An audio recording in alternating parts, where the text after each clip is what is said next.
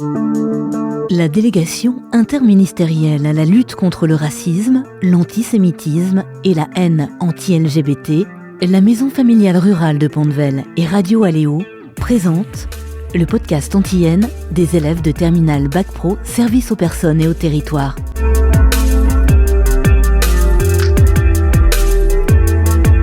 Comment protéger ses enfants adoptifs du racisme et des discriminations ? Pour en savoir plus, nous accueillons Laurent Forêt, qui est papa adoptif de 2 jeunes adolescents d'origine éthiopienne. Bonjour Laurent. Bonjour. L'adoption a vraiment été un choix pour vous. Est-ce que vous pouvez nous expliquer pourquoi ? Nous, ça a été un choix déjà de longue date, même avant d'avoir des enfants. N'arrivant pas à en avoir naturellement, au lieu de faire un enfant naturellement et après adopter, on a adopté directement avec mon épouse. Il vous a fallu 3 ans entre le lancement de la procédure d'adoption et l'arrivée de vos enfants. Quelles ont été les étapes les plus compliquées ?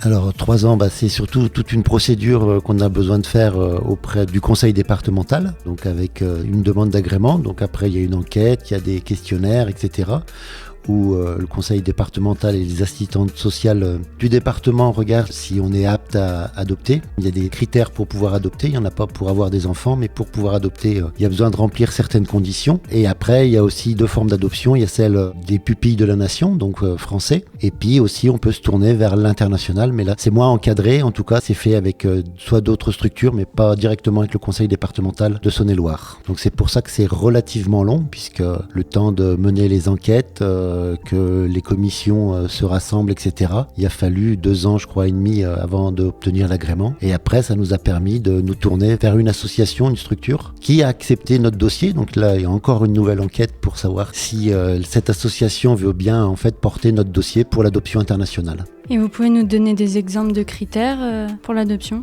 Ils regardent beaucoup si déjà le couple est marié, ça les intéresse beaucoup. Après, le concubinage. Pour l'adoption internationale, c'est pratiquement un critère même obligatoire. Si en tant que parent isolé ou même concubin, le dossier à l'international sera beaucoup plus dur à porter par des structures, parce que les tribunaux étrangers vont préférer une structure familiale où garçons et filles, bien sûr, sont mariés. Si on repart sur l'adoption entre 2 personnes de même sexe, sur l'international, ça doit être très très difficile. Et même en France, il leur est conseillé que ce soit un seul qui demande l'adoption et pas les 2. Avez-vous pu choisir l'origine des enfants que vous alliez adopter ? Pupille de la nation, c'est assez compliqué. Il y a aussi des critères, ça c'est souvent les Français, il y a des critères qui font que j'ai pas de stats ni de choses comme ça, mais c'est souvent, il faut avoir une bonne fonction, soit avoir de bons revenus, soit avoir un emploi, je dirais à long terme, fonctionnaire, etc., pour que les dossiers soient plus facilement acceptés.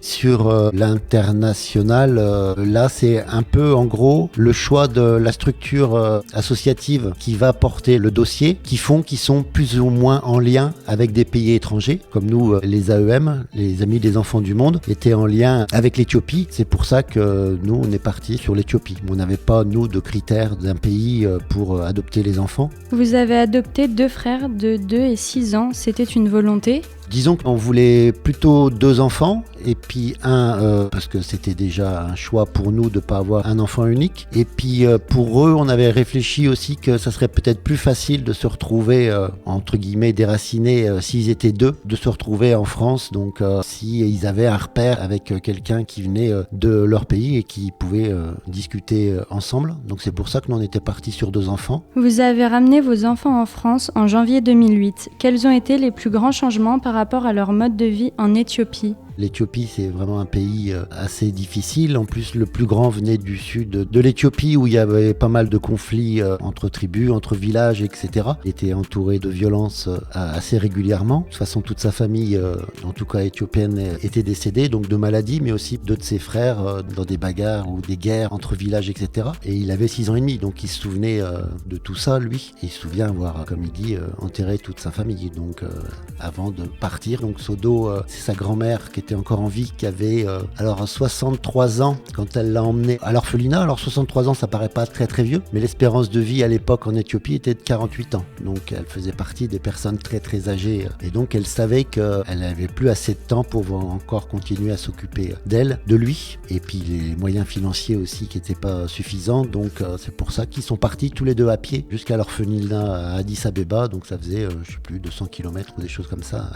Donc ça a été un long périple, et le plus petit Éthiopie, lui, est d'Addis Abeba, de la capitale, et il était fils de mère isolée, et c'est une voisine de sa mère qui, ne connaissant pas d'autres familles, l'a emmené à l'orphelinat en Éthiopie. Pourquoi leur avoir laissé leur prénom éthiopien comme deuxième prénom ? On aurait pu garder leur prénom éthiopien, juste accoler notre nom de famille à côté, mais il y avait une volonté aussi de leur montrer que déjà ils arrivaient en France, donc c'était quand même pour le moins une nouvelle vie pour eux, qu'ils avaient des nouveaux parents, et comme nous, comme parents, il y avait une volonté de leur montrer notre appartenance, mais en tout cas que le fait que nous on choisisse leur prénom faisait que c'était nos enfants et qu'on avait choisi leur prénom, et garder leur prénom éthiopien, c'est que nous on voulait pas tout effacer de leur passé et que leurs origines sont éthiopiennes et que voilà, et puis leur prénom était joli, donc c'était bien aussi de les garder en deuxième prénom pour eux. Vous et votre femme avez pris un congé parental de 3 mois. Comment cette étape a-t-elle été nécessaire pour aider à l'intégration de vos enfants et à leur apprentissage du français ? Alors, le congé parental, il est de 6 mois en France, donc c'est souvent la mère qui le prend après avoir accouché. Le fait que nous on adopté, il n'y a pas ce temps, je dirais, médical d'après accouchement.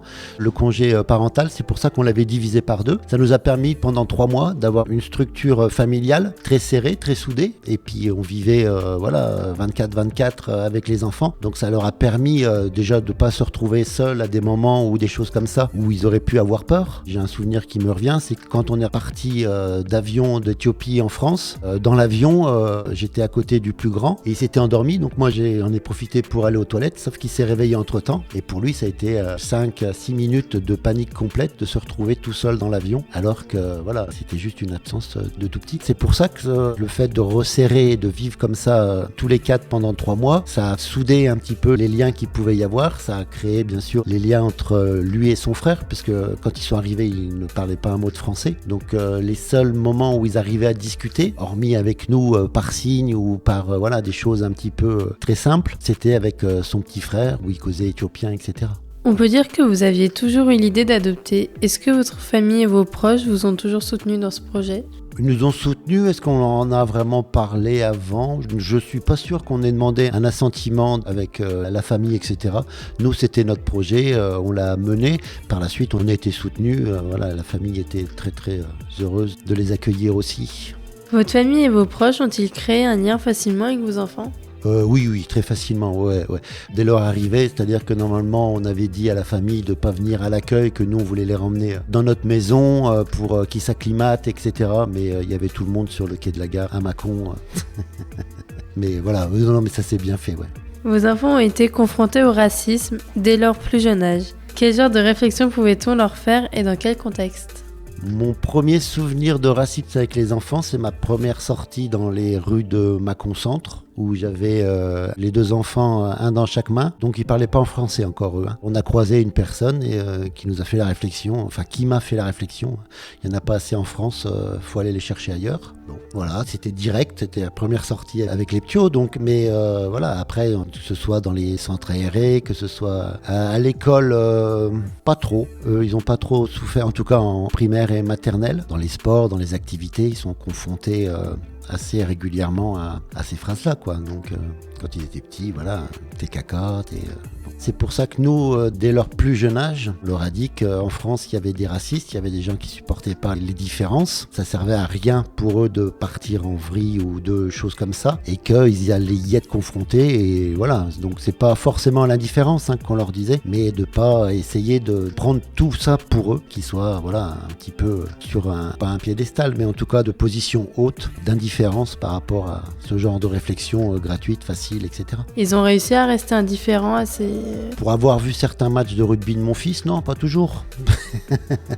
Mais non. Après, voilà, c'est pas non plus tendre la joue sans arrêt à toutes les attaques. Il faut arriver à moduler entre ce qui peut être une mauvaise blague et ce qui peut être de l'agression. Et puis, si ça devient trop redondant et que les mots, etc., il faut avoir une position un peu ferme pour savoir se défendre et faire passer le message que fais pas ça avec moi, quoi.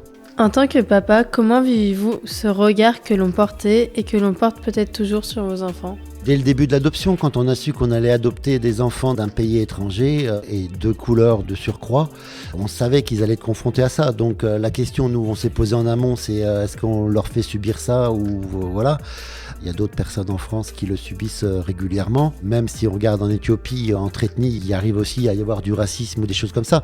Donc en fait, c'est dans le monde entier, dans des situations différentes, mais c'est des choses qui font partie malheureusement de la vie et depuis très longtemps. Donc le mieux, c'est de les préparer à ça en les avertissant. Et là, ça fait quand même déjà un certain nombre d'années qu'ils sont là, parce qu'ils sont arrivés en 2008. Ils ont 21 et 17 ans. Donc maintenant, ils sont habitués, ou en tout cas, voilà. Et puis après, voilà, il y a des cercles d'amis qui peuvent se mélanger ou des choses comme ça. Et puis en fonction des réactions, on intègre ou pas aussi les gens qu'on rencontre. Ça, c'est sûr qu'il y a des choix qui se font dans ce sens-là. Et puis ça peut aussi montrer quels sont les vrais amis. Quand les amis qui étaient du cercle préfèrent rester avec toi plutôt qu'aller avec ceux qui étaient un peu racistes, ça crée des liens aussi qui sont plus forts aussi, mais de l'autre côté.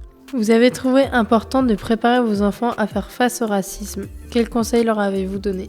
Comme je le disais, il ne faut pas rentrer dans la violence directement, il faut avoir une position haute, le côté, ce que tu dis, ça ne me touche pas, il y a d'autres, toi tu parles de la couleur, moi je parle de la bêtise, qu'est-ce qu'il y a de plus handicapant entre toi et moi, de ne pas se laisser faire oralement, d'avoir une position haute, de ne pas être en victime, et de malgré tout essayer d'avancer et de garder ses envies. Dans quelle mesure pensez-vous que le fait d'avoir des parents blancs ait pu faciliter l'intégration de vos fils ?